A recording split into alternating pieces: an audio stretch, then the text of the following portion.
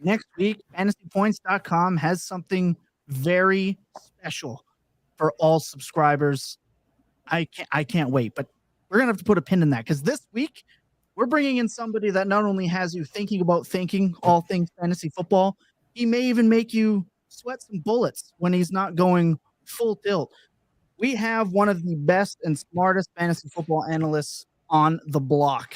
And look, if his live takes are anything like his takes that we just got a glimpse of before we went live, this show is going to be nothing short of electric. This is Fantasy Points Best Ball Breakdown. And today, Jakob Sanderson stumbles into the arena.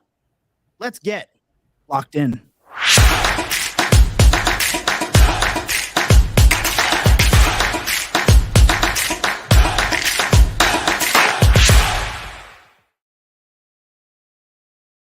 Welcome back to Fantasy Points Best Ball Breakdown. Joining me, as always, is Scott Barrett at Scott Barrett DFB and Chris Wecht. Chris Wecht, FF. And as I mentioned, the man himself, the hat, as you may know him on the Bird app. That's way back. When I was like, before I hit 1,000 followers on Twitter, my profile thought it was just a run the damn ball hat, like just zoomed in. The Bird app are people still using that? I do. We're all about threads now. Oh, goodness. Oh, my God. As mentioned, we have Jakob Sanderson with us today. And Scott asked a fantastic question before going in. Stop me if you've heard this one before. Right. So, as is a regular with guests, Scott asks if Jakob loves the same Kansas City wide receivers. As he says, no, I actually hate all the ones you like. And Jakob, drop the truth bomb about the 101 debate with Travis Kelce. Well, I don't think so. This is just my structural stance on best ball drafts this year. It's not Travis Kelce's fault. It's not Christian McCaffrey's fault. I'm not taking any of either of them. I'm just exclusively taking the 4 wide receivers off the rip in the first 6 picks. Except for the very rare circumstances, of course, where I'm at 5 or at 6 and there aren't any of those top 4 wide receivers left. And it's all about just, I think that the 2 massive inefficiencies in drafts this year is just the round 2-3 running back prices make no sense. Plus, I always want elite quarterbacks. And Kyle Pitts is the single most mispriced player in the history of best ball. So I'm never taking a player that would preclude me from drafting Kyle Pitts because I always want to be drafting Kyle Pitts. So this is the only argument I wouldn't contest. If that's the argument, if it's, just there's so much value later at these specific positions, I think that's a really good point. To me, that tight end is Darren Waller and not Kyle Pitts. But I like Waller too. I draft a lot of Waller. I love Kyle Pitts. My concern with him is we see Bijan Robinson now going mid round 1. We see Kyle Pitts priced as a top 3 tight end. We see Drake London. He's not priced as a top 3 tight end. What is he now? He's tight end 5. Top 5 tight end. Drake London is getting out, and that's just so much draft capital invested in an Arthur Smith-led offense run by a historically really good offensive Desmond Ridder. What's that? A historically very efficient offensive coordinator. A person who led a fantastic offense in Tennessee in a very similar personnel grouping with an elite running back, 2 strong wide receiver weapons, and basically nobody else. They just fit the entire offense around these 3 skill players, got it super condensed, super hyper efficient, wasn't saddled with Marcus Mariota. Hyper efficient while also throwing the ball at the second lowest rate in 30 years. And making that worse is Marcus Mariota was the least accurate quarterback in football last year. And he's gone. And then Desmond Ridder was even worse, and he was just as bad in college. All Arthur Smith needs to do to create fantasy gold is just to get rid of Marcus Mariota. He did it in Tennessee. He had Marcus Mariota. It was bad. As soon as he got rid of Marcus Mariota, it was good. He's once again rid of Marcus Mariota, and he's leading us to the promised land. The problem is Desmond Ridder was worse in terms of accurate throws per attempt. And again, I'm not a tape guy, but if you just watch Desmond Ridder's college tape, he is awful. It made me draft a ton of Alec Pierce just because of how awful this guy is. And so I have a hard time. We talk about power law players in fantasy, but there's also power law offenses. Having a 15% target share on the Chargers was more valuable last year than having a 30% target share with the Bears, for instance. And that's how I'm looking at the Falcons, or this is at least my concern. It's where I think it's a massively run heavy offense. And even when they are passing, they are extremely inaccurate. And I love London, I love Pitts, but then those are two players competing against each other. And then knowing Arthur Smith, we're probably going to see fucking Mac Hollins or Scotty Miller get 8 targets per game. What is this about about Arthur Smith? Arthur Smith led one of the most condensed offenses in the history of football with the Titans. He led an extremely condensed offense. It was condensed to the running back. Kyle Pitts. And not just to the running back. AJ Brown to an extent. AJ Brown and Corey Davis were like both top 5 in yards per route run on that offense because everything ran through them. Arthur Smith always arranges these offenses with non-playing characters who are out there trotting around, eating up routes, and he runs at such a high RPO rate that all of his passes are going to first reads. It was the highest rate of RPO passes in the NFL last year in Atlanta, which condenses everything towards the first read because you're not getting a Scotty Miller throw off of a run pass option. You're going to get it to going directly to Pitts. You're going to get it going directly to London. I'm not that crazy about Drake London's price. I think it's fine. But in terms of Kyle Pitts, and yes, Brian, we are forgetting about Tyler Algier. We're absolutely forgetting about Tyler Algier. Everybody should forget about Tyler Algier until they get to the 13th round and they want to draft a handcuff running back. Then you can remember Tyler Algier. But while this offense is healthy, we can forget about him. People are overreacting to what we saw last year with the Falcons. It was the worst. It was, like you said, the second lowest pass rate in 30 years, right? That is a catastrophically bad event, which was terrible for last year. That's the exact kind of thing that we shouldn't be projecting going forward. We should not be projecting extreme outliers to be themselves. I did my Atlanta Falcons projections already. I don't think they're going to pass a lot. I have them for the 3rd lowest pass rate over expectation in the league. It wouldn't surprise me if they're the lowest pass rate over expectation in the league. But I don't think that they're going to be historically bad. I think we're probably going to see them around where the Titans were, which was one of the lower pass rates in the league. But we're going to see a massive condensation of targets around Drake London, Kyle Pitts. And what about the ceiling of where Desmond Ridder is actually decent? If he's just even average, right? We saw his first 4 NFL starts. You know who else is bad in their first 4 NFL starts? Almost every rookie quarterback in NFL history. I'm not surprised that he was bad at his first 4 NFL starts. I think he can be at least decent. Brian, if you would like to book a wager on Tyler Algier getting 125 carries this year, barring a Bijan Robinson month-long injury, please send me a DM. So you're projecting bottom 3 pass rate, but also included in that is going to be a bottom 10 accurate pass percentage because, okay, Ridder only had 4 starts and he was bad, but he was extremely bad in college, in my opinion. He was a really bad prospect. I love Kyle Pitts. The craziest stat I've found is that over the past 2 seasons, Kyle Pitts ranks top 3 among all players in yards per route run from the out wide. He is an elite player. The problem is when you're having him on these outside routes that's not what you want from a tight end. You want a tight end who's basically like a slot wide receiver masquerading as a tight end where he more layup throws where now he's like trying to be the alpha, Devontae Adams beating elite outside CB1s. That's a disadvantage. And Arthur Smith, when he talks about this, he's saying, well, yeah, Pitts isn't showing up in the stat sheet, but he's helping us win games. And like, that's great if you're a fan of the Falcons. It's a little less great if you're invested from a fantasy perspective. And the concern I have too is London last year was better than we've ever seen from Kyle Pitts. He led the league in yards per route run from week 13 on, despite an inaccurate quarterback, despite low pass volume, by target share, by any stat you want to look at, was freakishly elite. And now Kyle Pitts, who couldn't get it done when Drake London wasn't really burst onto the scene, now has to compete for an ascending with an ascending Drake London. What else happened in week 13? What happened right before week 13? Where Drake was that the takeover of a new quarterback? Well, that's one of them, but also, or are you saying Pitt's anymore. No longer there and condensing yes. targets? Right, right. But I mean, I think that I like London too. We talked about Drake London like before he was ever drafted. You know how I feel about Drake London, which is very, very positively. I just feel very positive about all these players. I think it's like I have Drake London projected for more targets than Kyle Pitts this year. I have Drake London projected for a 28% target share. I think he's fantastic. Case for Pitts, I mean, is really just as simple as this. You have a player who was at 26.5% targets per route run, which is like fucking elite if he was a wide receiver. And then has 27% target share, 35% air yard share. That's first among all tight ends, and a 0.645 weighted opportunity rating, which is like borderline alpha wide receiver level.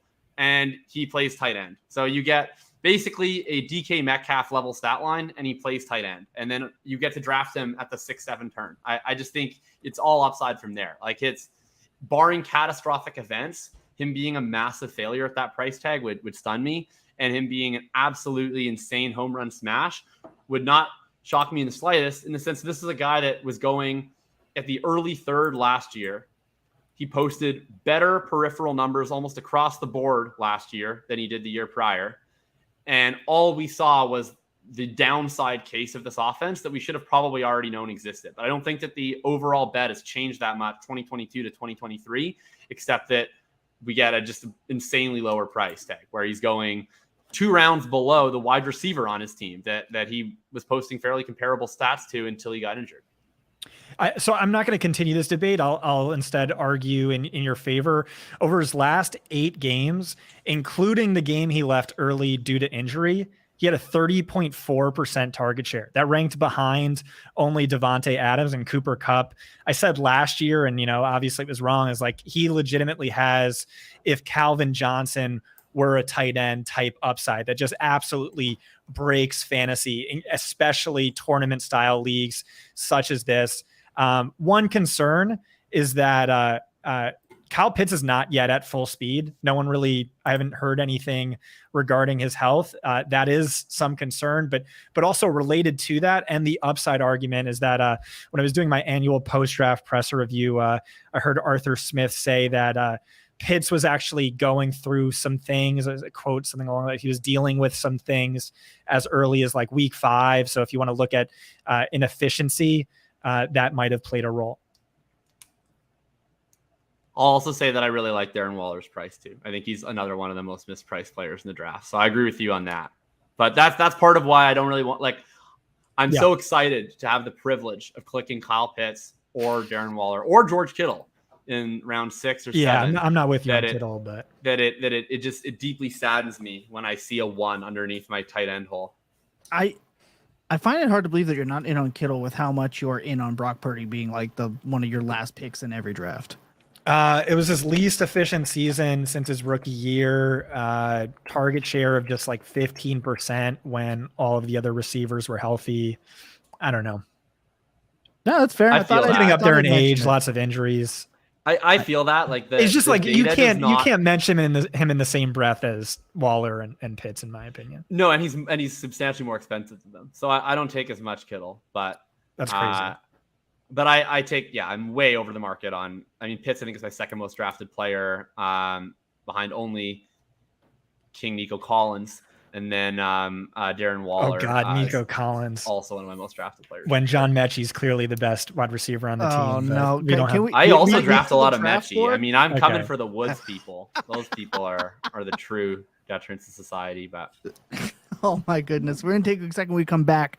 But it's going to be draft time with this group. And I absolutely can't wait. Sit tight. We'll be back in just 4 quick seconds.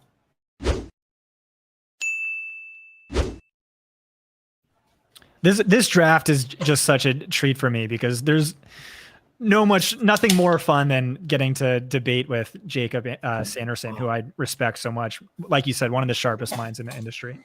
Oh, yeah. I adore you, Scott. So I'm pumped for this. I got my Raised by Wolves IPA here from Driftwood Brewery.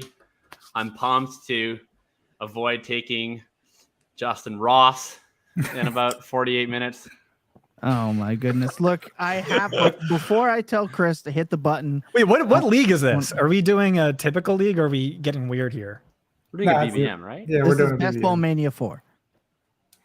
Yep. 100%. But I must get this out before Chris. I'm going to let everyone warm up and get ready to hit the button so I don't get at this time or DM'd about not giving everyone enough time Look, you can play with us if you go to underdogfantasy.com, use promo code FANTASYPTS, get your first deposit doubled up to $100. And remember, you must be 18 plus, 19 plus in Alabama and oh my God, and Nebraska, 21 plus in Massachusetts and Arizona, and present in a state where Underdog Fantasy operates. Obviously, terms will apply. Concerned with your play?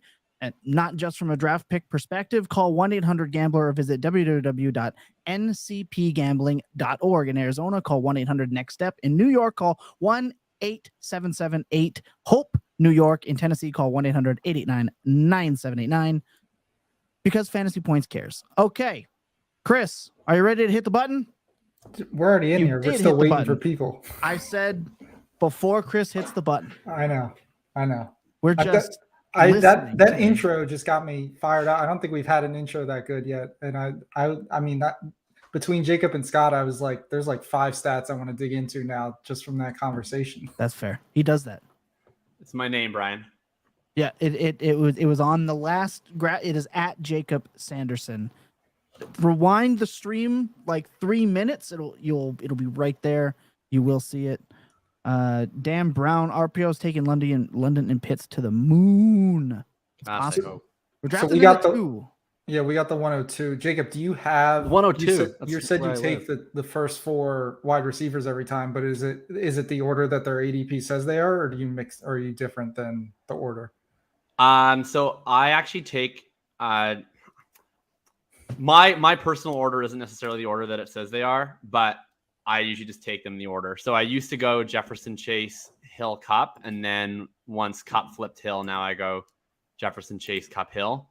But my only take is like Chase would be my 101, but I don't really want to be like super under Jefferson. I take Chase at the 101 about 30% of the time, just to make sure I'm over market on him, because I just think they're comparable season long. But Chase versus KC is just like an infinitely better spot than Jefferson versus Green Bay in Week 17. It's a great point.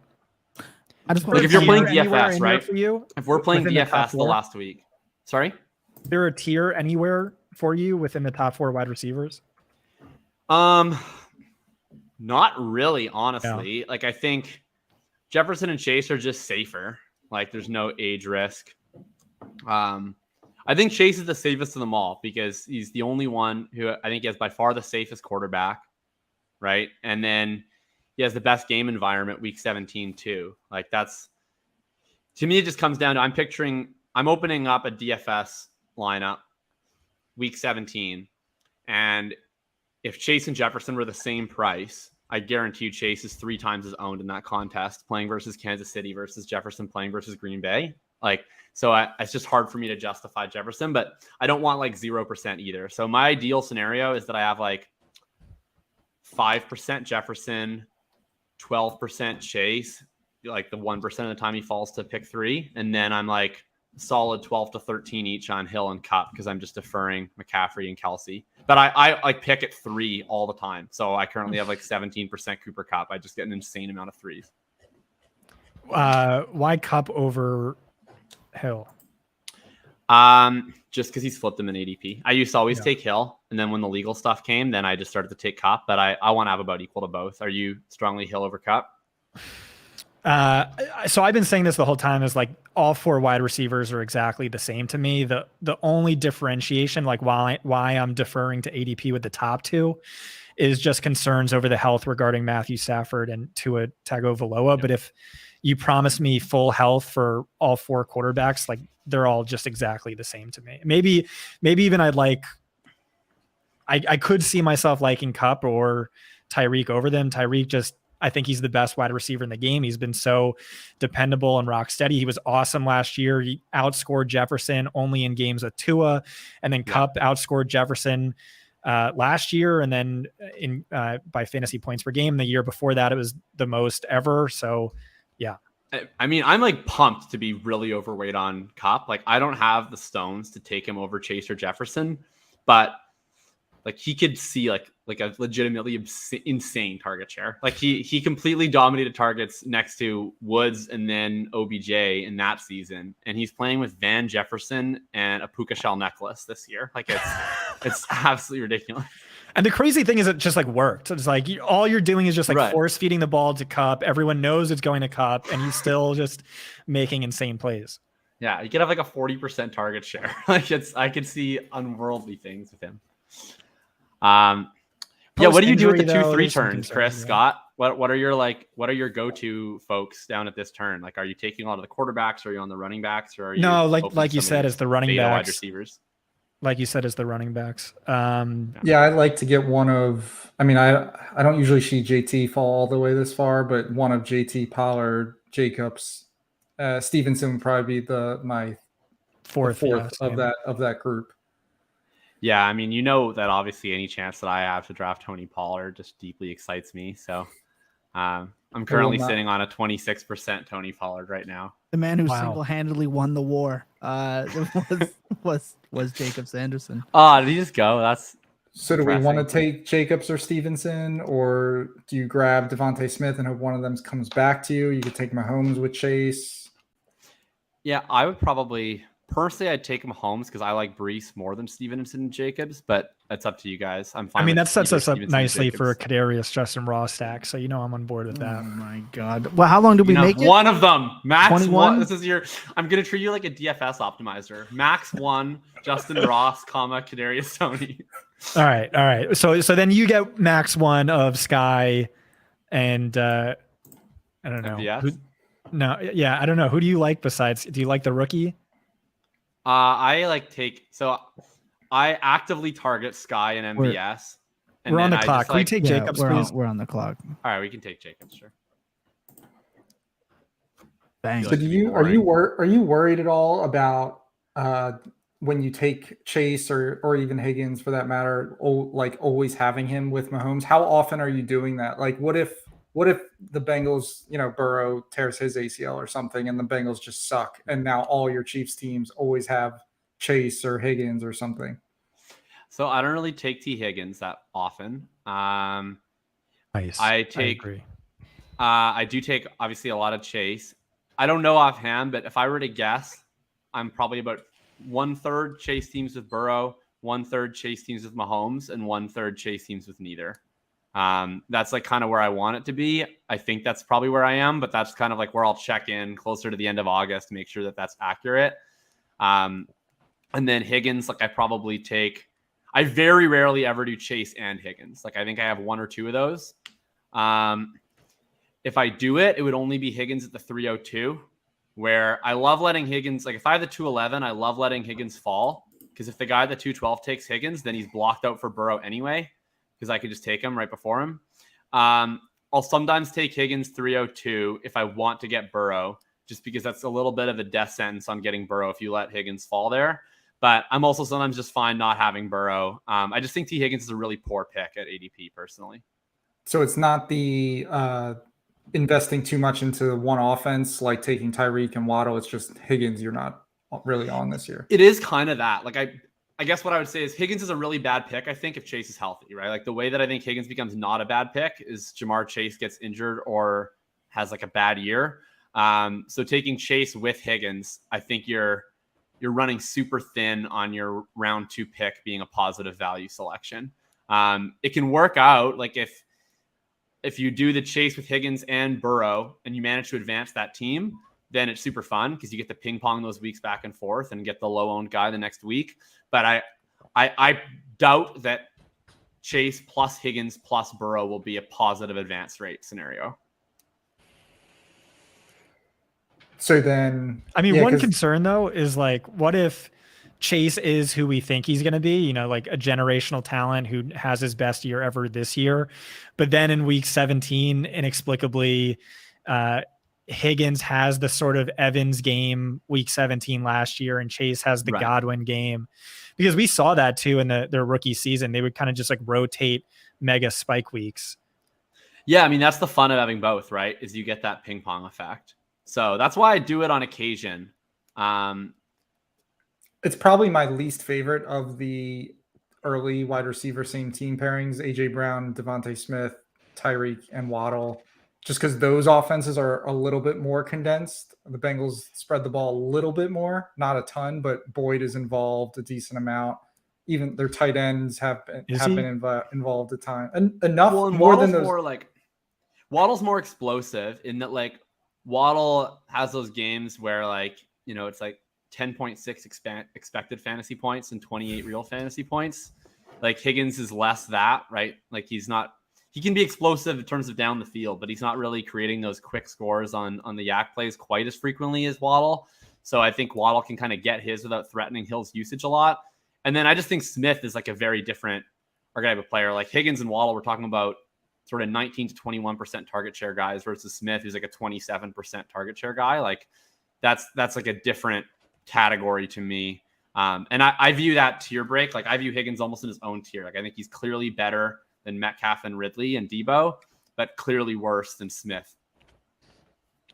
That's I would agree with that. Boyd had 2 games over 12 fantasy points last year, despite the Chase injury. Just saying. Yeah, Tyler Boyd's he's on watch for sure. Like I think Zay Jones is probably a better pick than him, and it's kind of the same idea. Oof. Yeah, that's not a bad take. Ern wants to know, what do you guys think of Tua plus Tyreek and Waddle? We're on the clock real Yeah, quick. Joe Mixon is screaming out to me as a great value here. Do you disagree? Yeah, I mean, it fits the team. I just a team with Jacobs and Mixon makes me You sad. could sell me an Ayuk. Yeah, I mean, No McLaurin? I would take Terry McLaurin here. I would like to do the Ayuk and McLaurin personally if we could, but You are the guest of honor, sir. Yeah, I definitely want Mixon here, but okay. I think we might be able to. I only would have really wanted McLaurin if I could game stack him with Ayuk. I'm less into that as like a freewheeling McLaurin, but we'll see. I'm not as partial to Joe Mixon. I was like pretty good with Joe Mixon when he was mega cheap. I'm with him now. I'm fine with Mixon. I mean, he fits. I like. I'm fine with McLaurin Ayuk for the game stack. Jacob is the guest of honor. We do have a ton of Mixon. Okay, I want my game stack. Plus, this means I'm going to give you Brock Purdy. Oh, I appreciate it. He's actually, give as though he's not my second most owned quarterback, but yeah. Oh, that's awesome. Yeah, and then we're done at quarterback with those two. Yeah. Tight end, we'll grab Kyle Pitts and/or Darren Waller. That's maybe a little. What do you think? Both. Yeah. So I mean, I want to be 4 wide receivers through 8, and the odds that we get a wide receiver we like in round 8 are like 10% probably. So with a 102, I want to be 4 through 7, which is why I was kind of pushing the McLaurin Ayuk turn there. So I'll probably feel better about my life with 1 wide receiver the next turn. But if it was 2 tight ends, I mean, then if we're playing it with Pitts and Waller, we're probably playing one of them in the flex most weeks if our team works out right. I think that's tough when you take a QB early as well. Yeah, I would probably be like this. This to me is usually a 1-1-4-1 type of opening, but someone asked before, what do you think of Tua, Tyreek, and Waddle? Maybe you guys addressed it. I was spacing out, but yeah, I mean, both guys ranked top 5 in yards per route run last year. Like that's a sick play. Mixon still not off the board. Can we trade up for him? Yeah, I would love to trade up for him. I haven't given a Brandon Ayuk take, but I want to draft him everywhere. And it's entirely because of this. It's because Brett Whitefield is the best film expert I know, and he can't stop raving about him. He thinks he's already a top 10 wide receiver in the NFL, light years ahead of Debo Samuel, just in terms of route running, ability to get open.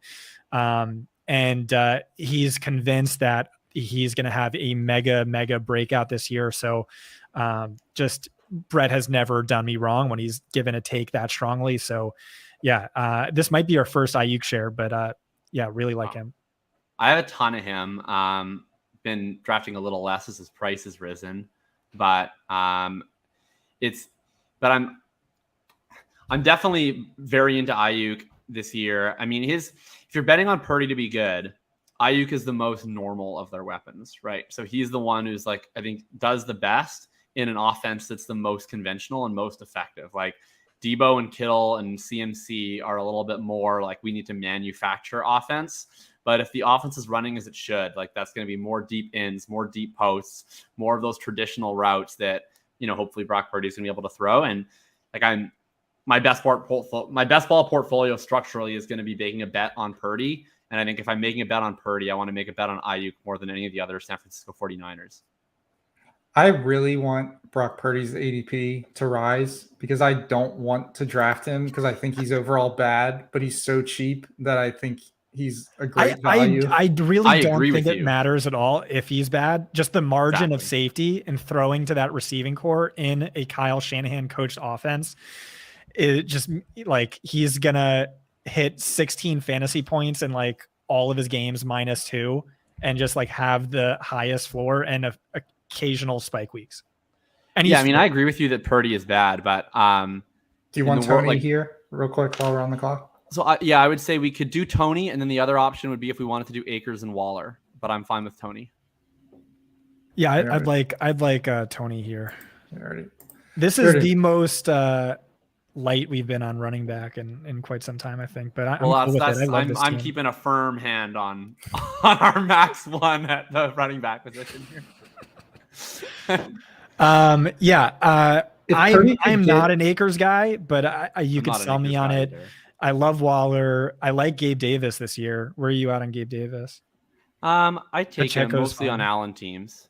So I'm okay. Let's see. Waller, here. I can barely see the screen. It's Waller, Addison, Pickens.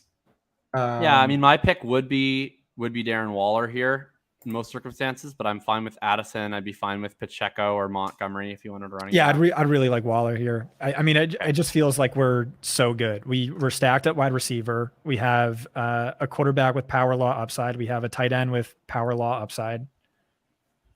Yeah, I mean, here's where I want to be. Like, you guys are talking about our running backs being low, and we have one. I mean, I certainly have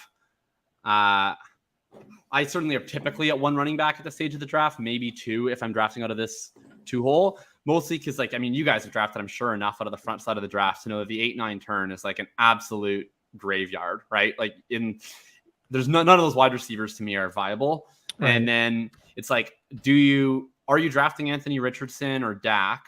Maybe, but probably not on this team because we took Mahomes. So to me, it's like I just clearly want to be drafting running backs with probably both of those picks, where I usually want to only have one, max two going into that 8-9 turn. This is a good range too. Rachaad White's still not off the board. Really like him.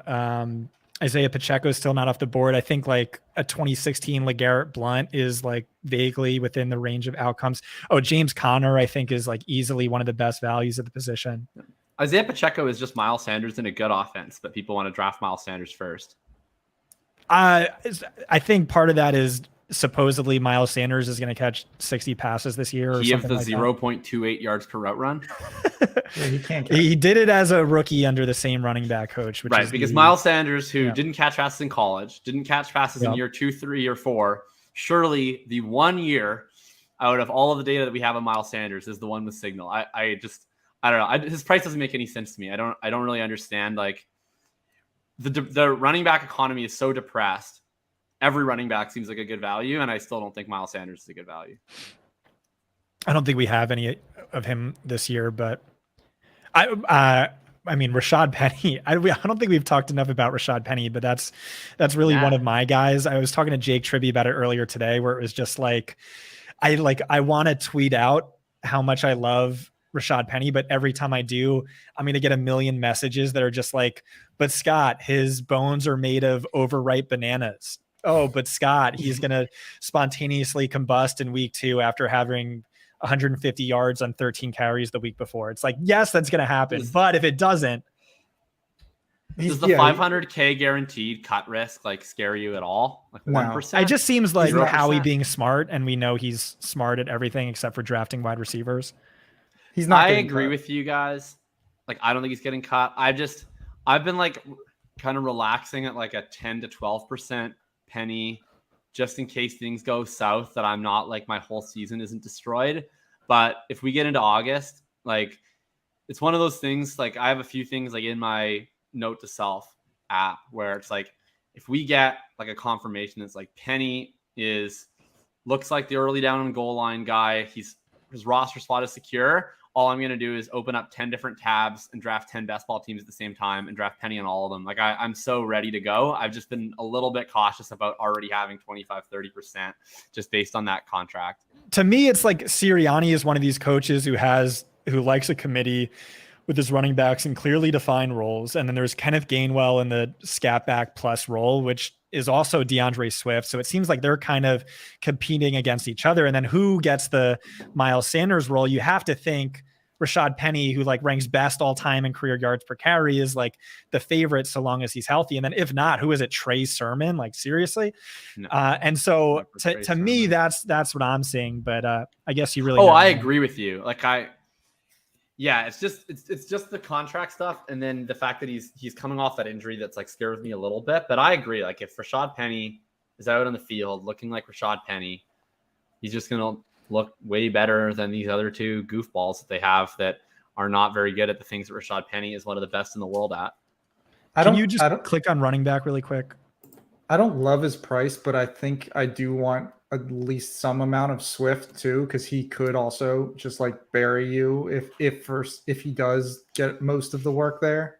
I mean, that's the thing is Penny signed a $500K contract, but they also acquired Swift for nothing. Yeah, and they drafted Gainwell after a kicker, so none of them are really invested in. Right. Yeah, I mean, I take some Swift. I take Swift with Hurts. White falling here would be awesome. Because what I've been doing a lot of is I take Cup at 103. That's how much I draft at 103. I take Cup at 103. Ideally, Barkley falls. I'm good with White.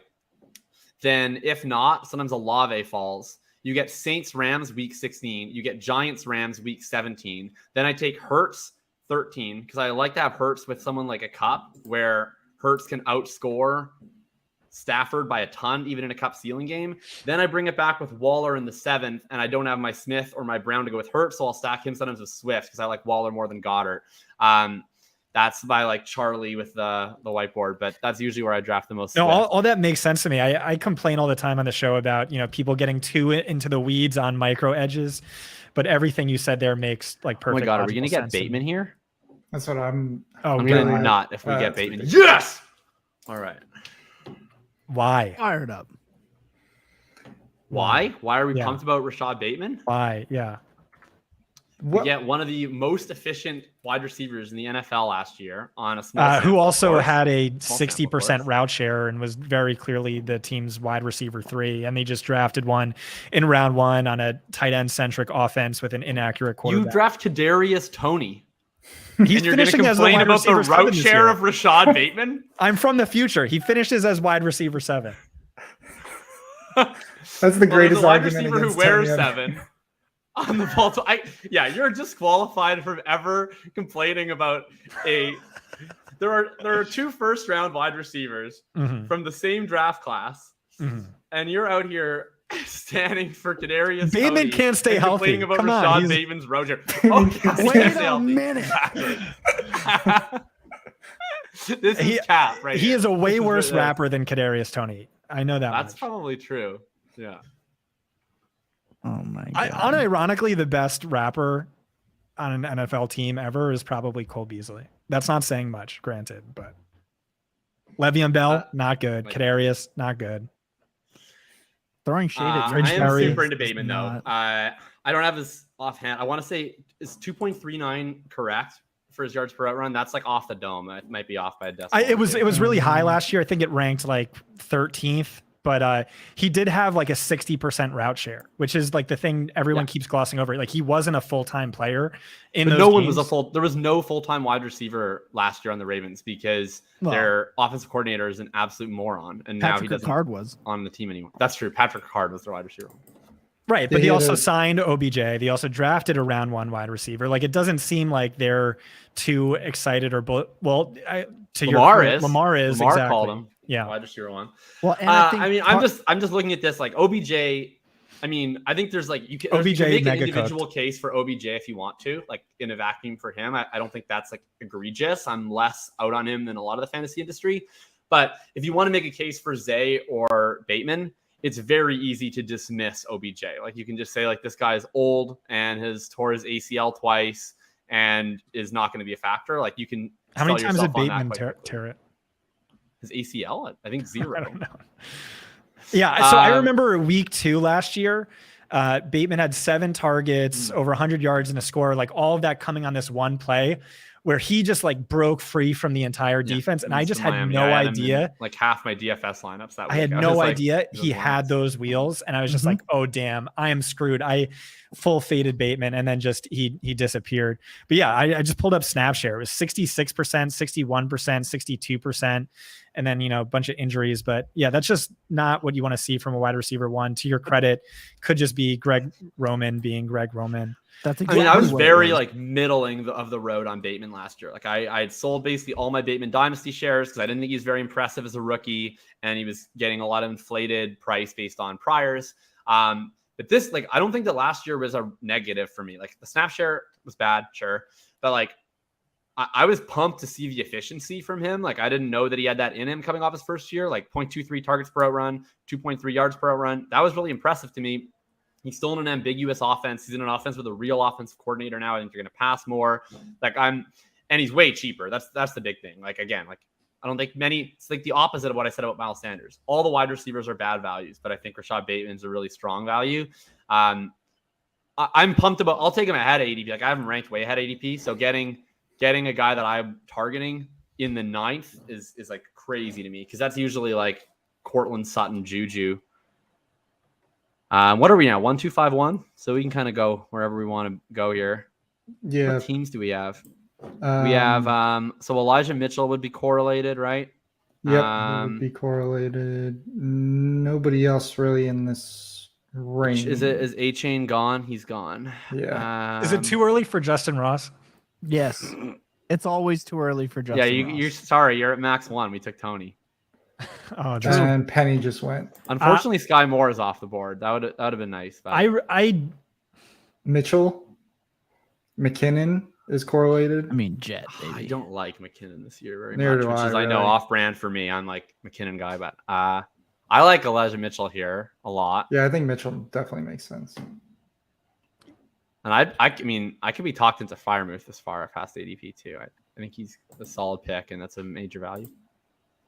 Yeah, I like Firemouth as well. I honestly don't mind those wide receivers there either. Oh, I mean, which in particular? You would. Alan Lazard, I guess, as the wide receiver with rapport with Rodgers. You can have some spike weeks. No chance. Was one of the fastest rejections we've ever seen. No, absolutely not. Alan Lazard. I mean, Jacoby Myers, you could like sell me on. I have too much self-respect. Yeah, we'll take Freiermuth. I mean, it's just these wide receivers are gross, but like it only gets grosser. Yeah, but that's why we already have 5. Well, that's true. That's why we attack the position of real scarcity early, Scott. Gotta get your zero RB brain going. I'm still a little bit on board that Juju's going to catch like 80 balls and 800 yards and 6 touchdowns this year. Can we stop with Juju? He's getting paid. Why do we have to do this Juju thing? Like, all you Juju truthers are unruly. You got the chance to see him on the Chiefs, and he did shit all. Give it up. That's right. Enough with Juju Smith-Schuster. Oh my God. The problem is you think he stinks. We all think he Welker. stinks, but the Patriots paid him as though he doesn't stink. But So now we have to take him DeAndre seriously. Hopkins. Patriots He's gonna do take all his dumb targets. things. Yeah. That's Yeah. true. If Hopkins signs, then I'm totally, I'm What's your percentage on Hopkins as a Patriot? Because that's like a big aggressive stand I have right now, as I'm treating him as though he's already on the team. I assume Titans. What makes you think Patriots over Tennessee? Tennessee needs him more. By all reporting, the Patriots are interested in him, and if I had the choice of going to New England or Tennessee, I would choose New England because it's New England and it's fun. And it's Belichick, Yeah, he's someone who and cares gonna be about the his stat one. lines, though. Like he blocked me. He blocked me on Twitter last year. But his stat line's going to be way better in New England, right? What's that? Wouldn't his stat line just be like infinitely better in New England? I mean, Tennessee's wide receiver 1 is Chigo Okonkwo, so I mean, he could just pad stats all day in Tennessee. I mean, Tennessee has 2 weapons that are like by far better than anyone on New England. Who? Chigo Okonkwo and Kyle Phillips? Ooh. Yeah. Probably, I forgot that you hate like Burks. Like Yeah. I mean, any reasonable person. I don't hate him at ADP these days, but as a prospect, I was extremely low on him. I'm not like I don't know. Burks is like a guy that everybody has like a very hot take on in both directions, and I've never like had a super hot take on him. Like he was never like a big my guy, but I was also never fading him to the extent you were.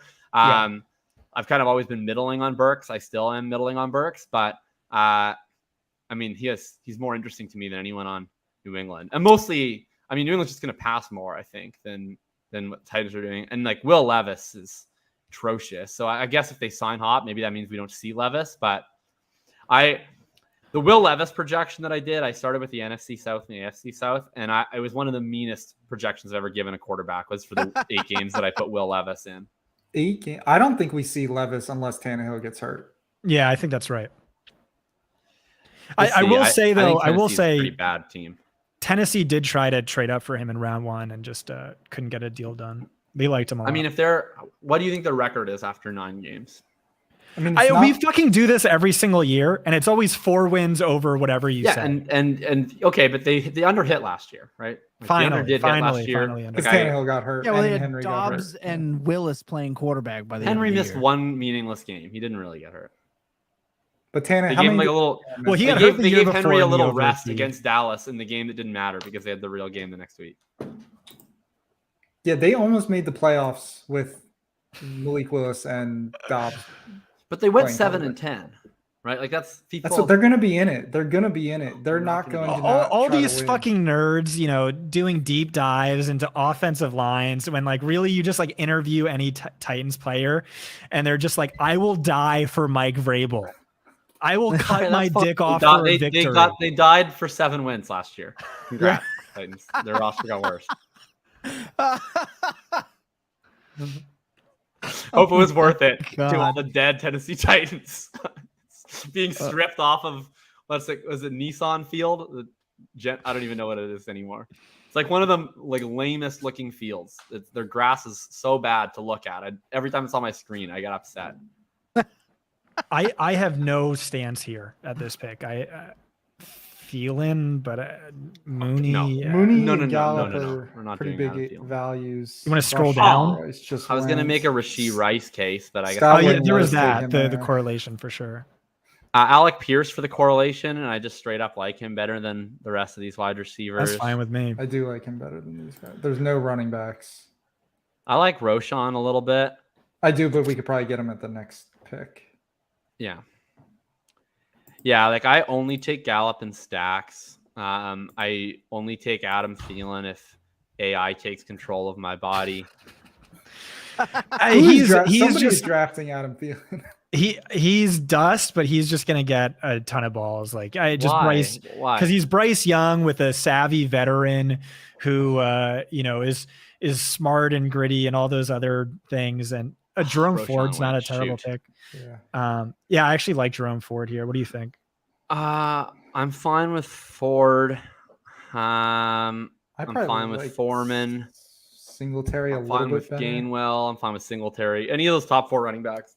Pick your favorite. So the question is, do we want upside like Ford? Imagine Chubb gets hurt, or do we want guaranteed points in Devin Singletary having 8 touches per game? Probably. I think I it's just- Ford. I think it's Ford. Yeah. Yeah.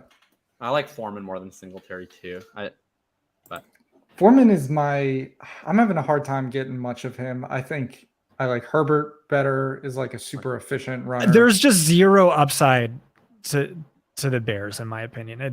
Last year was a 2-way committee where neither running back was like even viable at all in best ball. That's because one of them now sucks. It's a 3-way committee. Now none of them suck. Is that right? Yeah, like their backfield is like straight up good now. Like I mean, it's Herbert- low cost. yeah, but they have Herbert 3 was- good players in it. Really good. Yeah, I just see a frustrating 3-way committee and nothing really coming of it. You see a frustrating 3-way committee. We also and I define see good a starter differently. drafted in round 11 or later. We also define good differently, where I define it by like you get a lot of touches means you're good, and I just don't see those guys getting a lot of touches. Herbert, like hyper efficient on a per carry basis for sure, but they just don't want to give him targets. They don't want to give him more than 12 carries. for whatever reason. Who knows? I could be wrong though. I mean, I think it's pretty ambiguous. I'm overweight on. Actually, I checked and I'm actually not overweight on Foreman, but I will be by the end of draft season. I'm certainly overweight on the other two. I just see it as the team is going to run a lot. They're probably going to run well because Fields is going to help them run well. And then you also just add in like Herbert crushes in every advanced metric. Foreman crushes in every advanced metric. Roschon's a bit of a projection, but like I think he's not a good prospect, an interesting prospect. Like it wouldn't surprise me if he's good.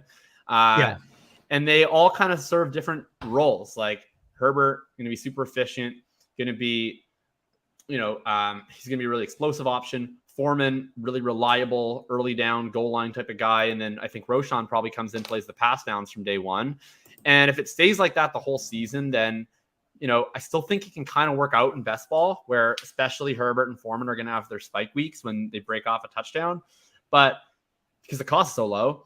But like one guy gets injured, that becomes super interesting, especially if it's one of the two early down guys. Like I think if you can get Herbert or Foreman monopolizing carries at any point in the season, or Roschon just really expands his role, like that, I think that backfield could have a lot of value. I think there's going to be a lot of long runs in that backfield. And I think all three guys are #good at football. So I'm pretty overweight on all the Bears. Yeah, again, I just disagree. They ranked 4th worst in fantasy points per game last year, combined team fantasy points per game in a 2-way committee. Now it's a 3-way committee, but it's actually a 4-way committee because Justin Fields is probably going to soak up a bunch of rushing touchdowns. But once you get Montgomery out of a backfield, every carry is worth it. I think he's good. Maybe I'm just dead wrong on this. I think he's underrated. I think he's better than Donta Foreman. I do not agree. I think he's better than Donta Foreman for sure. We'll see. This is the test. I mean, this is a great spot for him. Because that was the other thing is Chicago ranked dead last in PFF run block grade last year. Didn't matter for Herbert. Like everybody, all these people are like, RYOE is just a run blocking stat, just a run blocking stat. Herbert, no, it's not. Yards for carry and Pollard versus Zeke was the exact same thing. Those guys were just way better. I'm a Shaheed guy. You could sell me on Gainwell. I'm a big DPJ guy.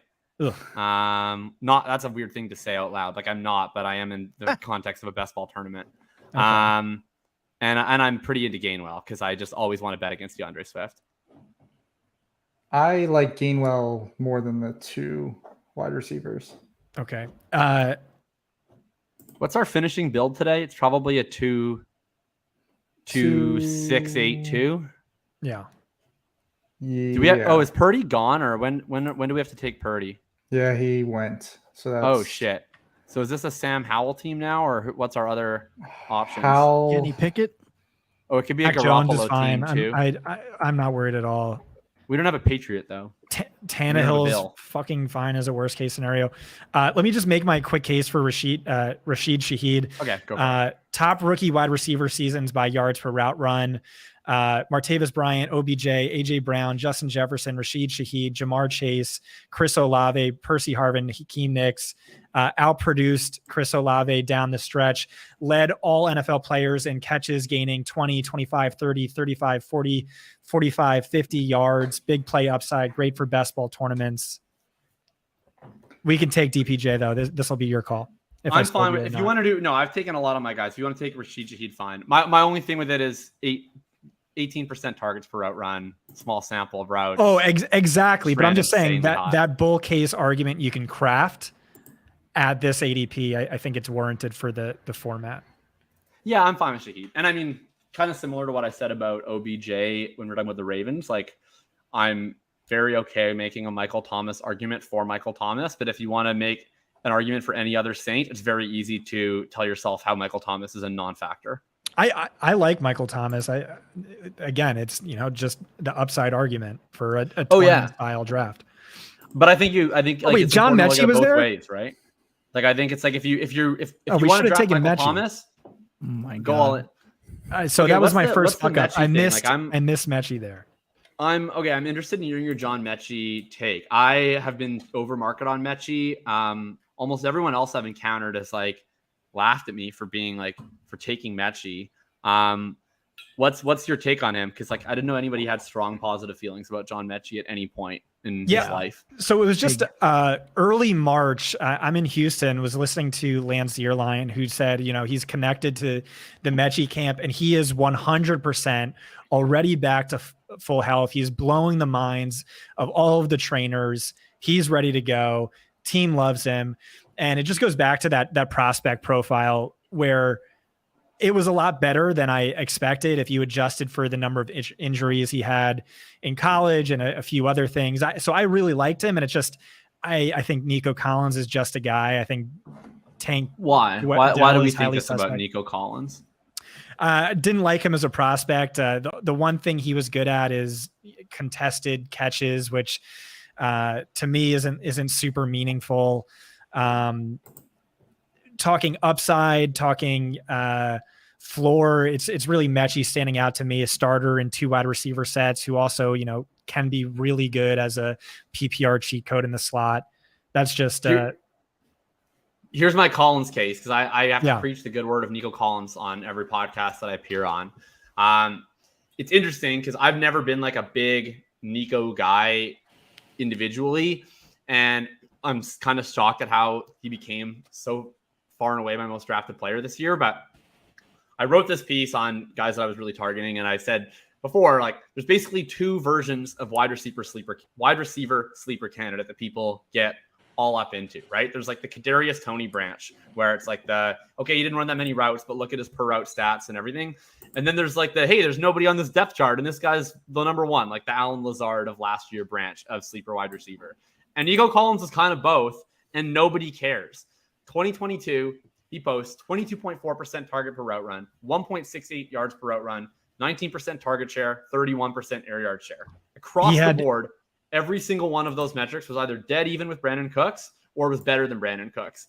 And in terms of, if you just look at the games where he was playing with Cooks, the games where Cooks wasn't quiet quitting or sitting out or sitting in his timeout chair, again, he was step by step with Brandon Cooks every part of the way. And Brandon Cooks, we're all saying, is not washed. We're willing to draft him as a community in round 7. We're saying he's still a professional wide receiver. You look at his numbers in a vacuum, 21% targets per route run, 31% air yard share. Very similar bucket to guys like T. Higgins, Jerry Jeudy, Darnell Mooney, Devonta Smith, Michael Pittman. He's on a wide open depth chart. He has a quarterback who's probably going to be converting a really high percentage of dropbacks into targeted throws. Say what you want about a rookie quarterback, but he's probably not going to be scrambling a lot. Houston had a really low sack rate as a team last year, and we've seen this San Francisco system coming over produce low sack rates for their quarterbacks. I think whatever pass attempts they have, a lot of those are going to turn into targeted throws, and I don't necessarily see a reason why Nico Collins in this year would decline from those stats that he already had last year. If we're looking at him as a 20-30 play, then I think he should be projecting to go in round 7 and round 8 and not in round 11 and round 12. Yeah, he had 1 game over 65 receiving yards last year. He had basically 0 usable weeks for the format, season high of 13.4, despite minimal target competition, despite Brandon Cooks, like you said, missing a number of games and quiet quitting. I like drafting players I think might not suck than players I'm pretty sure suck. And it's just, he hasn't. So how do you define player that you think is good? Like, are you just focusing on the efficiency side? Because his peripherals are strong. Like, his peripherals are better than Cooks. There was absolutely no production there, despite like a nice setup for, at the very least, raw volume, which is among the metrics you cited. And now there's a brand new regime with handpicked guys who, granted, isn't Mechie. But he's the only one that is an X wide receiver on that team. Everybody else is like flankers and slots. Yeah, 90% of his routes out wide. He also had a 65%. So he gets the top cornerback every week and just gets absolutely annihilated and blanketed because I don't trust him to separate because he hasn't shown that. I mean, his separation grades out pretty strongly. Like, not elite, but like you look at some of the Matt Harmon stuff, and for a guy who's running X wide receiver routes, like, he does pretty well.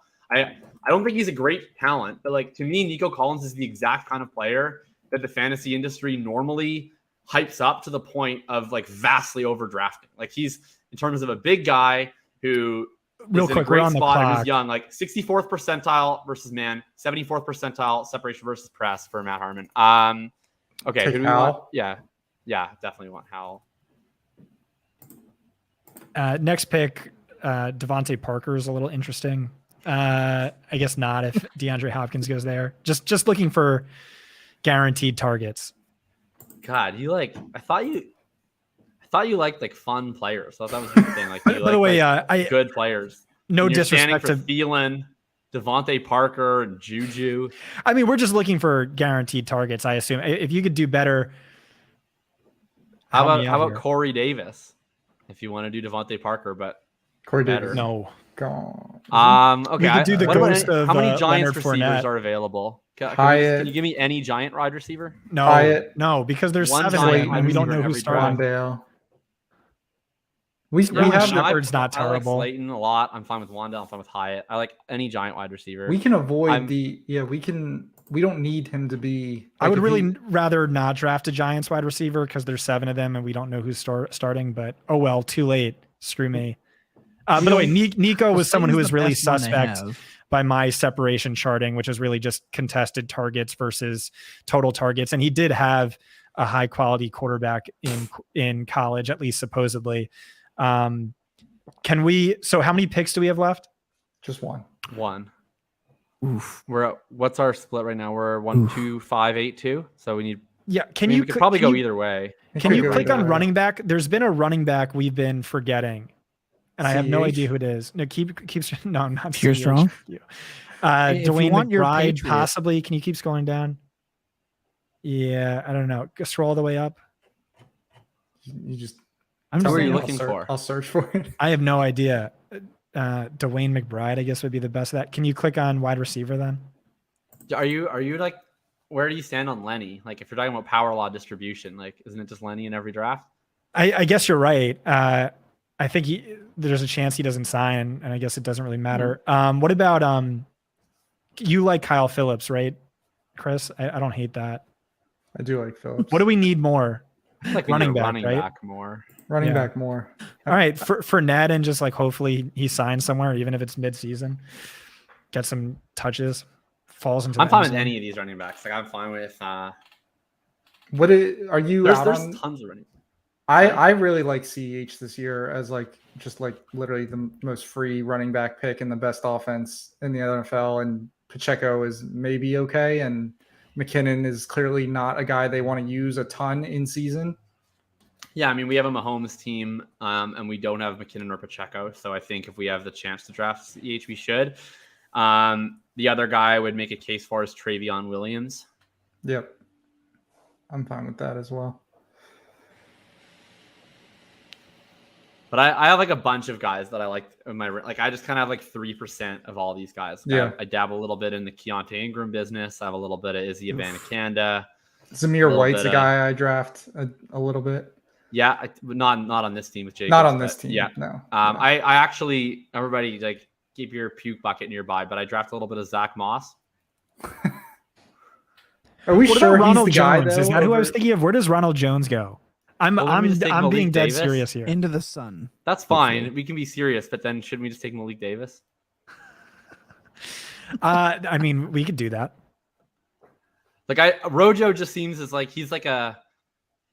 It seems like This is the same most likely- regime that just handed 200 plus carries to Zeke. Like, why are we Right. assuming rational thinking on their part? no. The rational thinking would be Ronald Jones. Like Ronald Jones is good, but nobody wants to believe it. But Oh, I did This is not not the way know I you thought were we were going there going. with that. no, I would love to make a case for Ronald Jones, but I just don't believe it. Like every beat reporter seems to think that it's Malik Davis over Rojo. So, and I don't know. Like Where does is Malik Davis on the board? for He's sure super he's on the unique. board. He never gets drafted because Let's everyone do thinks it. he's- You The sold me. entire best ball ADP suggests that everyone thinks Zeke is signing in Dallas because Tony Pollard should be a first round pick.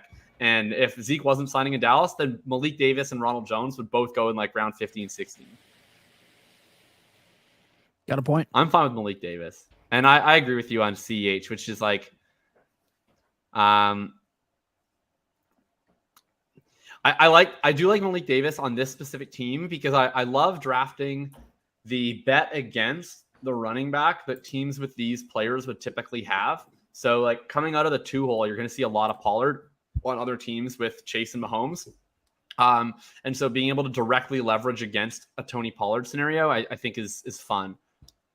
Yeah, I like the next level thinking of, all right, I didn't get this guy at this spot. Who is the leverage point off him on Like what I I'm usually making? take White in that position off of Jacobs Right. if I don't draft Jacobs, and you could do a similar thing with Malik and Pollard.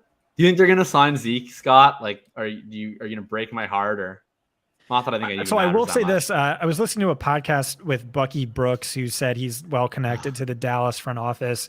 And he said, I asked them, why don't they just give Tony Pollard more touches? And he said it's because they think he's the sort of guy who would lose his explosive ability if he got any more touches than he was currently getting. So he is already maxed out. So they need someone to complement him. The counter to that is, well, every single time Pollard was given a bell cow role, he went absolutely nuclear, and like every time you gave the ball to Zeke, you lost yardage, and like Pollard couldn't do much worse than that. But again, it's just they're stupid, and like we know they're stupid, so like should we assume they're suddenly smart, or that they're going to keep being stupid? Yeah, like I don't really mind if, to be honest, like I could care less if they sign Zeke, because like I don't, right, maybe I wouldn't put it as starkly as Bucky did, but like Pollard already saw 230 touches last year. I don't think that he's capable of that many more. Like he's not going to be Derrick Henry, right? So it's like, I don't know where you draw the line. Like is 230 the max? Is it 250? Is it 280? Is it 290? Like, I don't know. It's somewhere in there. So to me, it's like there was already 290 running back touches from last year that didn't go to Pollard. He's probably at most going to claim like 25% of the remaining. To me, if Zeke doesn't sign there, more of it says like there's probably 200 touches going to Malik Davis and Ronald Jones, and nobody's drafting them, than it is that Pollard is like dead. It's more just I would prefer to not have really sharply negative closing line value on a player, but I don't even know how far back Tony Pollard's ADP goes. Like I think his current ADP is a hedge between their 50-50 to sign Zeke as it stands. Like if Zeke signs somewhere else, and the Cowboys like are clearly not going to sign a running back, I would be really surprised if Pollard ends with the ADP as currently. On the Pollard thesis, like I've been for too long just chasing volume and saying like running backs don't matter at all. You just want to chase 48%. And like, I don't think that's true. Like I've just been buried too often by Nick Chubb and Derrick Henry, and like Pollard. Yeah. He had a 48% snap share last year. He had 45% of the backfield XFP, ranked 30th overall in XFP per game, something crazy like that, and finished as the RB9. So it's like he doesn't need any more touches because he's that freakishly good. And like if he does get more touches, the upside is pretty sky high. So, and he's one of those transcendent talents for sure. I mean, Pollard is my dude forever. So obviously this is like kind of our big chance to enjoy the party. There's nothing I want more out of this year than for a full healthy season of Tony Pollard. I do feel like Pollard is like, I don't know, like the shining symbol of like everything I believe about the running back position. I just like desperately desire to see it come true in this one shining force for good in the universe. So I'm rooting for him big time, but we'll see. He'll probably get injured in like week 3, and it'll be really sad. Chris, can we do let's do a roster check one time before we dip off the board, just so we can reminisce over this. Mahomes, Howell, Josh Jacobs, Rashad White, Elijah Mitchell. Those running backs get dirty really fast. Jerome Ford, Kenneth Gainwell, because Jacob bets against Swift at all costs. Malik Davis, the super wicked smat. Last pick, Jamar Chase, Terry McLaurin, Brandon Ayuk, Kadarius Toney, Rashad Bateman, Alec Pierce, Rashid Shaheed, Darius Slayton, and of course the fantasy points best ball breakdown mainstay, Darren Waller. Every draft pretty much we got to be somewhere in the 90% with Darren Waller, and we snagged a Pat Freiermuth past ADP, so we love that. So I'll say Rashad White falling to us was key, very clutch. I would like this team, I think, a lot more if we had Mixon over McLaurin. I disagree. Yeah, I think our wide receivers. I would. I mean, I will say this is the like.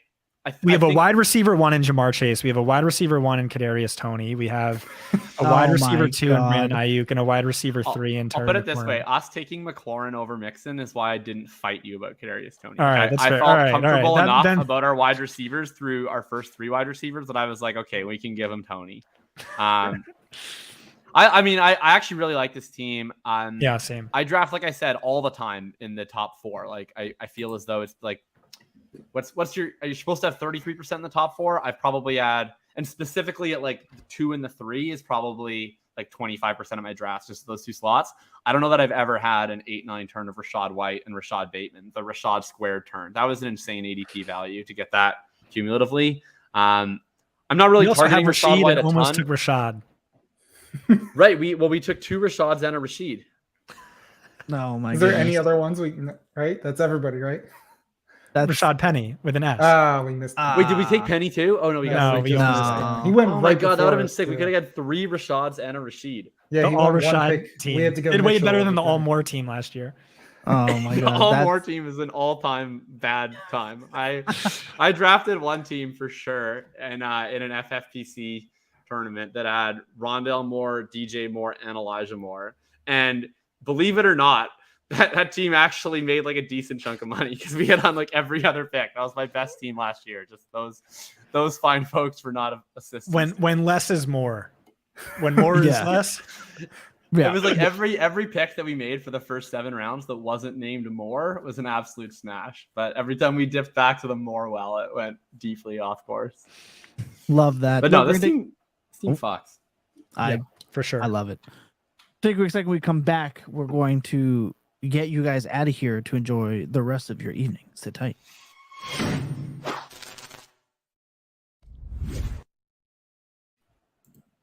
Derek kicking in super late, but with you as well. Look, if you enjoyed the stream, make sure go and leave a comment, like the video. Obviously, be subscribed to Fantasy Points over here on the YouTube. Let us know what the worst pick was. Did Jacob win the argument way back at the beginning of the show about Travis Kelce being, in his words, undraftable? Go leave a comment. Let us know what you think. Jacob, you are, as I mentioned on the lead-in, one of the busiest folks here in the business. What's up next for Thinking About Thinking? Yeah, so I recently released my best ball rankings from 1 all the way to 216 because I'm me. I wrote like a 2,000-word preamble to each of those posts. So the preambles are free. The rankings are for paid subs. One was just about the wide receiver economy and how I am personally responding to all these wide receivers being way more expensive than they're actually projected to score in points. And if that means we should just take all the running backs or whether or not there's a different way to approach it. And then my second one, I talked all about complementary drafting. So how I'm drafting in the late rounds and some of the strategies I'm employing to make sure that my late round picks are tailored towards those specific teams. Probably the next big thing is I'm about halfway through my projections. I'm hopefully going to finish them this weekend, but we'll see. Once I'm done that, I'm going to be releasing a bunch of different articles about the projection making process, about some things that I learned, some players that I'm really changing my mind on through that. And then I've been galaxy braining some thoughts about weekly winners, and I'm pretty pumped to share those too. So that'll probably be the next 2 big things: projections, recaps, and weekly winners. Yeah, just absolutely going bananas at Thinking Have About you guys Thinking. been going at the weekly winners, by the way? Not to keep Tom away from getting back to his life, but I haven't a ton yet. I've dabbled a little, but there's just so many different ways to think about what is the optimal to go there. And I'm not super sold on the EV of that tournament is tough. I mean, you got to really finish in the top 3% to get less than your money back on every week of a welcome 200 to Best field. Ball Mania 4. I know, but that's why if you win Best Ball Mania 4, you win 3 million. If you win one time in weekly winners, you get 20K. It's just a big difference. Yeah, I probably won't fire at it a ton, mostly because I already budgeted my bankroll for the year and I didn't expect there to be an entirely different tournament dropped halfway through the summer. But it's interesting to me. I think, imagine if we knew what we knew now about Best Ball Mania, and then we could just go back in time and draft the first Best Ball Mania. I just think we would have such an edge. And I feel like I feel like I'd be missing an opportunity if I didn't just like try to, microdose as much as I can and try to think up all sorts of galaxy brain strategies for this tournament before all of them are completely commonplace. So I don't know. I feel like I got to take a few shots at it, but we'll see. It's definitely an absolutely crazy format. There's like WrestleMania. It's like I'll go for like a jog and I'll like check my phone and hit draft and go back. Weekly winners, like I need to be at my laptop with like an extra monitor. I need to have all the fucking info at my table. I need to know all the schedules, the bye weeks, like it's a totally different format. So it's like drafting 17 DFS teams at the same time. Yep. Which he does often. Chris, you are working away over at fantasypoints.com. What do you have coming? Just getting very close to our official Fantasy Points data tool launch. Just tidying up loose ends and making sure it's as perfect as it can be. It's going to change the way that football data works. It's going to change the way sports data works and who the average consumer has access to. And nice. It's going to be awesome. That's fantastic. And remember, if you are in the Fantasy Points Discord, you might see a little surprise. So you're going to want to get signed up. You're going to want to get in because it's saucy in there recently. Scott, what about yourself? You're just pumping out work constantly.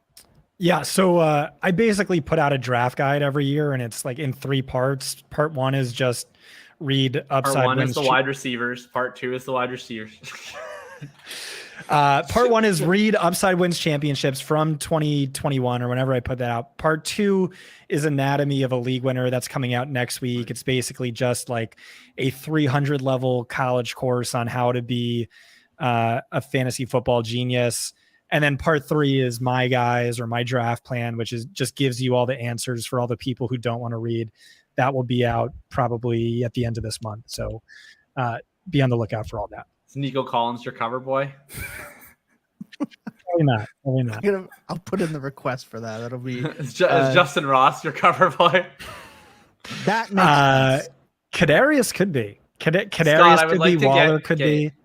I would like to get a percentage chance from you that Justin Ross is active in week 1 of the 2023 NFL season. Active? I'd put it at 25%. 25%. Okay, that sounds about right to me. Yeah. Okay. So the league-winning Justin Ross is coming towards the end of the year when everyone else goes the percentage chance that if he's active week 1, he outscores Sky Moore is 80%. I mean, that's probably not as crazy as it sounds, just in the sense that like there's only going to be so many wide receivers active, and if Justin Ross is active, he doesn't play special teams, so he's probably playing a role. So like I kind of can see where you're going, but I'll take the under on that. So the cover boy of Upside Wins Championships was Antonio Brown, who was like retired and probably suspended all year anyway, and then he came back and he had 3 straight 100-yard games in the playoff weeks, and it's sort of like that thing where it's like. There's a 75% chance like he doesn't play an entire game this year. And even if he does play a game, like he's probably washed after all these injuries, but just, there's also like a 15% chance. Like this was a guy that Mel Kiper and like more like smarter draft analysts were saying, like he is Larry Fitzgerald 2.0. Right. And now he has Patrick Mahomes as his quarterback. And so just in a tournament format, like I'll take him in the final round every single time, even though Chris never lets me.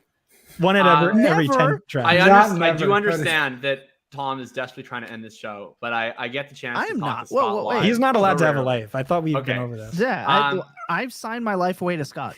You guys, I have a question for you, Scott. So I think like one thing, like as much as we disagree on some certain players, like one thing we've always very much agreed on, and like going back to my first article in fantasy football on the Pareto distribution. Oh, I remember this. Yeah. Great piece. Was like, we've always very much agreed on that exact thing you just laid out, like impact of outcome greater than sign likelihood of outcome.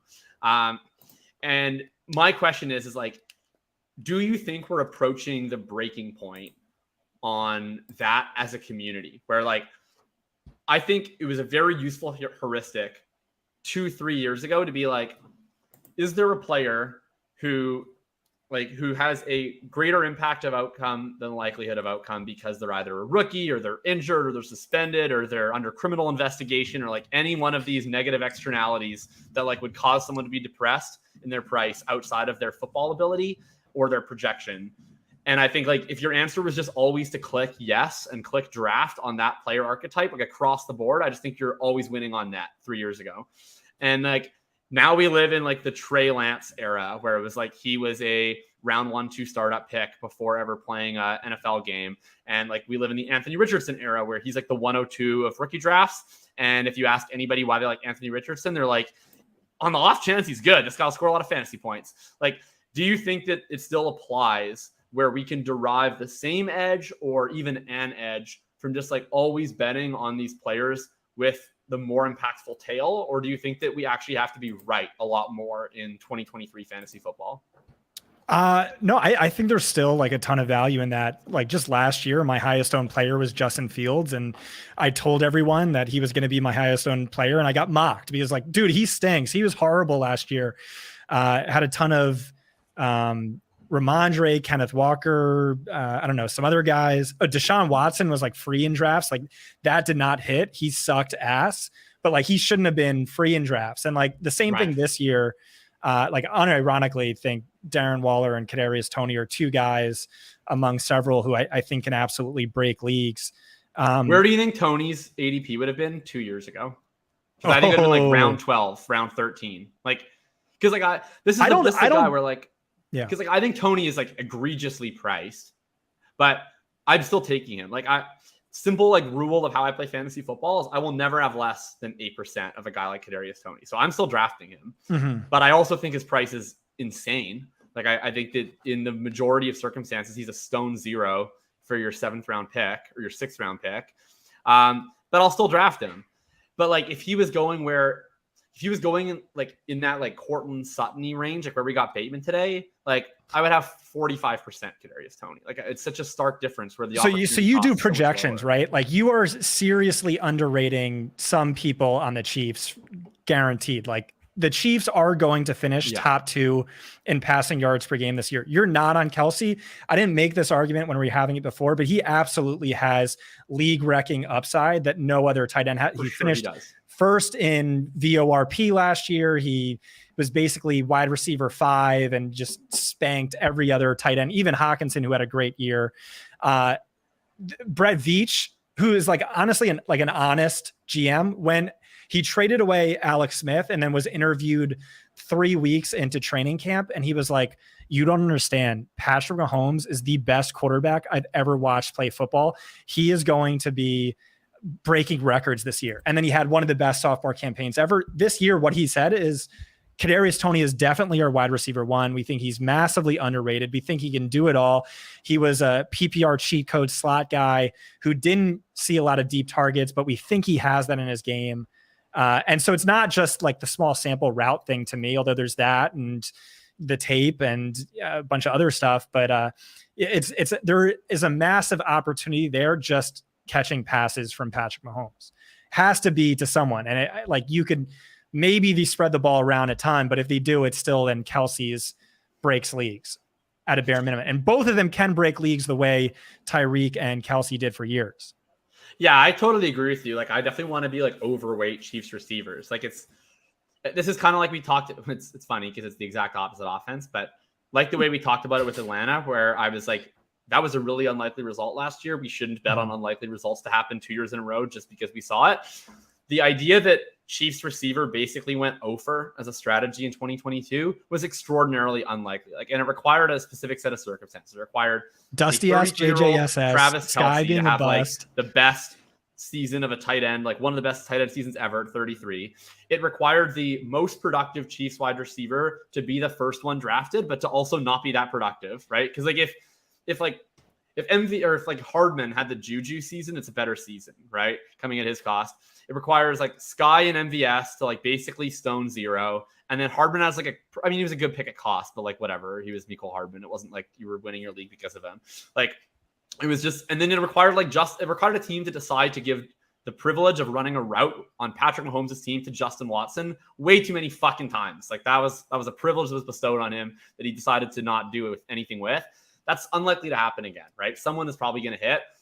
I think MVS is like a good best ball pick, and then I think he'll return positive value on his ADP, but it's not going to be him. Like we know who MVS is, right? Like he's a small win player. So I do agree. Like the chances that Sky, Rice, Tony doesn't produce a winner is so low. Like I think one of those guys is probably a big winner, or sure, your boy Justin Ross.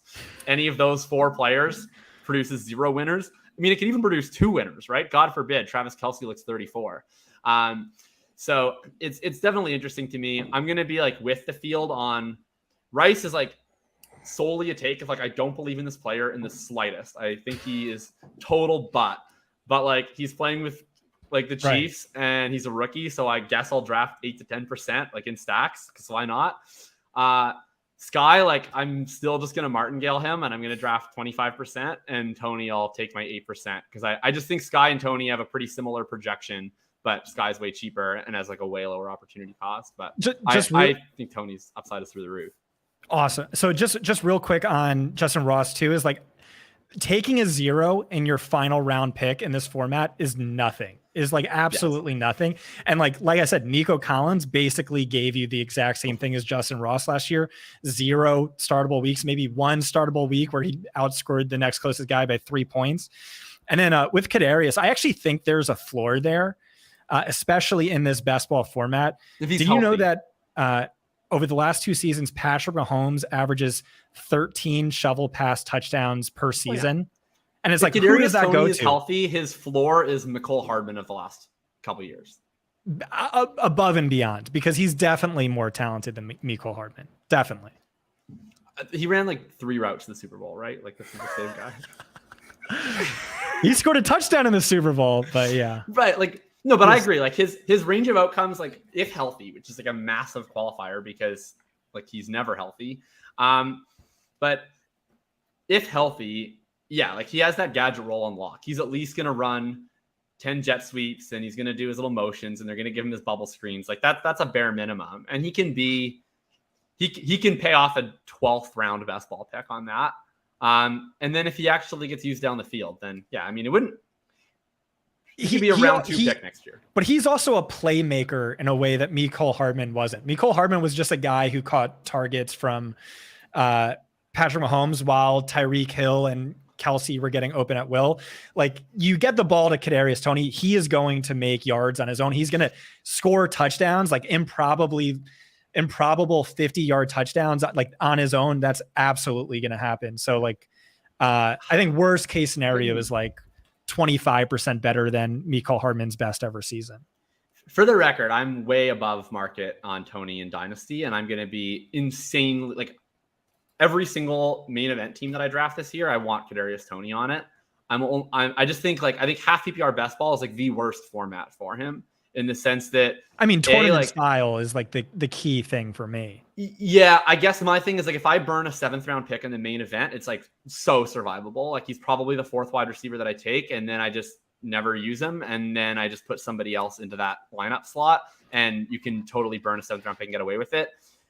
Best ball this year, like especially on Underdog, man, the wide receivers are so overpriced, right? And I say overpriced in terms of per projection. I think like you can make a scarcity based case for the wide receiver prices being efficient, but the point being like the opportunity cost of wide receiver, like once you're past round 7, you won't like the wide receivers you see for the rest of the draft. So if you burn one of those first 3 or 4 picks a wide receiver on Tony and he airballs you, like I think you're facing a really uphill climb in a way that you aren't in a managed format. So to me, like I'm more in on him I'm very in on him in Dynasty. And then like on FFPC, like I said, like it's literally going to be like a mandatory, like I want my teams to come preloaded with honestly Kadarius and Sky. Like I just want to take 2 of those Kadarius, Sky, and Rice, like every FFPC draft, and just hope that I get the winner on every one. But yeah, I don't know. Best ball, it struggles. Like we also have a lot of Mahomes, which makes it easier. And I know you do too. I do a little. I have not been taking as much Mahomes as Allen and Hurts, just because I always want to take Pollard in round 2, and then usually it's Allen and Hurts that fall to me in the 3rd. But I'm going to force it with Mahomes a little bit as we get to the end of draft season. I definitely want to be 10+% on each of those top 3 quarterbacks. You need it just for me. You need to make one Mahomes Kelsey team. Yeah, I think I do. Like, I don't actually have 0 Kelsey. I was like trying to give the viewers some fun off the top. I have like 4% Kelsey teams, and I think I have Mahomes on every one of them. Mm-hmm. Do we want to let Thomas actually have a way? I don't know. I don't Why know is it me? I don't. Hey, look, I just want. I'm just gonna say it one time for everyone in the back.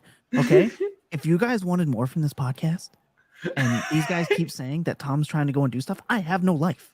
Okay, I'm the host with the most time on his hands for a reason. This is all I do. I live right to make sure Scott Barrett has enough content out on YouTube. That's my job. You want to know? Hey, what does Tom actually do at Fantasy Points? It's making sure Scott has enough content out for himself on YouTube. That's what I do. Sorry, Thomas. More, keep it going. I was tuning out again. All I heard was mom yelling at the kids saying we can't have fun anymore and it's time to go to bed. So if you wanted to hear more between me and Jacob and are disappointed, you know who to blame.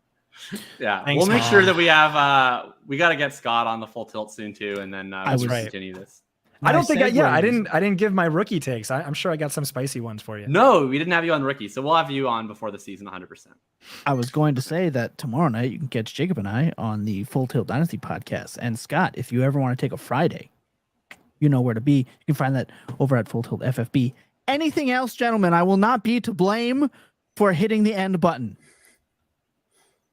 That's a no. We're out of here. Look, if you enjoyed the video, like the video, leave a comment. Let us know what you think. We're going to have some highlights going up from this. It was a phenomenal show. Jacob, you're always one of the best. I love you very much. Scott and your alter ego, Bono, thank you for joining us. Chris, can't wait to see what the Fantasy Points Data Suite does next week. That is going to be a great time. Check us out. We'll be back right here, same bat time, same bat channel. Fantasy Points on YouTube. Sky's the limit. Everybody.